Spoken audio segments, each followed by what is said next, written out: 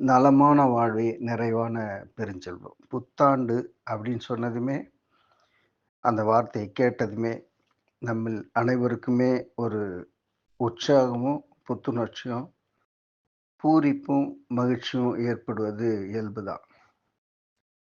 புத்தாண்டு தினத்துல வசதி வாய்ப்பு குறைந்தவர்கள் கூட அன்னைக்கு ஒரு நாள் விடுப்பு எடுத்துக்கிட்டு, லீவ் போட்டுட்டு, புத்தாடை அணிந்து, மகிழ்ச்சியா, உற்சாகமா கேளிக்கையில ஈடுபடுறதும், ஊர் பயணம் மேற்கொள்வதும் வாடிக்கையான ஒண்ணுதான். மக்கள்ல ஒரு பகுதியினர் அந்த புத்தாண்டு தினத்துல, இந்த ஆண்டு நாம இதை செய்து முடிக்கணும் அப்படின்னு ஒரு குறிக்கோளை உருவாக்குவாங்க. படித்தவர்களும் கூட ஒரு கோல் செட் செய்து, இந்த கோலை நான் அச்சீவ் பண்ணுவேன் அப்படின்னு ஒரு உறுதி எடுத்துப்பாங்க. இது ஒரு வகையினர். இன்னொரு வகையினர் எப்படி இருப்பாங்கன்னு சொன்னா, இந்த ஆண்டு எனக்கு எப்படி இருக்க போகுது அப்படிங்கிறத எதிர்பார்ப்போட, குறிப்பா இந்த ராசி பலன்கள் ஜோதிடத்தின் மூலியமா தெரிஞ்சுக்கிறதுல ஆவலோட இருப்பாங்க. 3வது ஒரு வகையினர், அவங்க எப்படி இருப்பாங்கன்னு சொன்னா, எனக்கு மிக மோசமான ஆண்டா இந்த ஆண்டு இருந்தது. இந்த மாரி ஒரு மோசமான அனுபவமோ, துன்பமோ, சங்கடமோ வேற யாருக்குமே வந்திருக்காது. நான் தான் இவ்வளவு கஷ்டப்பட்டேன் அப்படின்னு சொல்லி புலம்பக்கூடியவர்களா இருப்பாங்க. இந்த 3வது வகையினர் இருக்காங்க பாருங்க.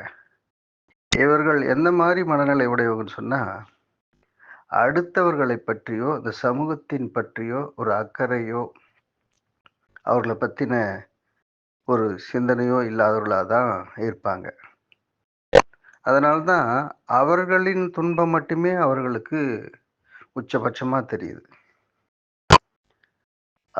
அதனால தான் அந்த காலத்திலே ஒரு பழைய சினிமா பாட்டுல, "உனக்கும் கீழே இருப்பவர் கோடி என்பதை நினைத்து நிம்மதி நாடுன்னு" ஒரு வரி ஒரு கவிஞர் எழுதியிருப்பாரு. ஆனா அந்த கவிதை வரியில எனக்கு ஒரு மாறுபட்ட கருத்து உண்டு. "உனக்கும் கீழே இருப்பவர் கோடி என்பதை நினைத்து நம்பிக்கையோடு வாழு" அப்படின்னு இருந்தா அது நல்லா இருந்திருக்கும்.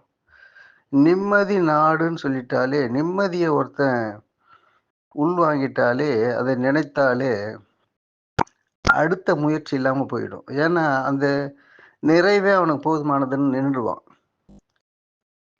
அதனால தான் எனக்கு வேற கருத்து இருக்குன்ற சொன்னேன் நானு.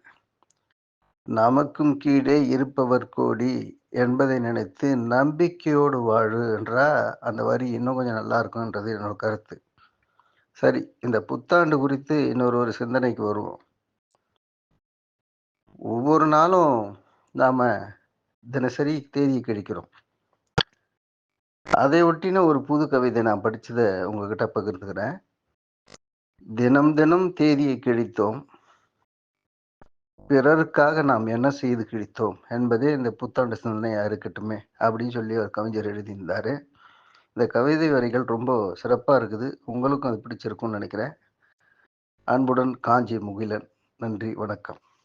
அனைவருக்கும் இனிய புத்தாண்டு நல்வாழ்த்துக்கள்.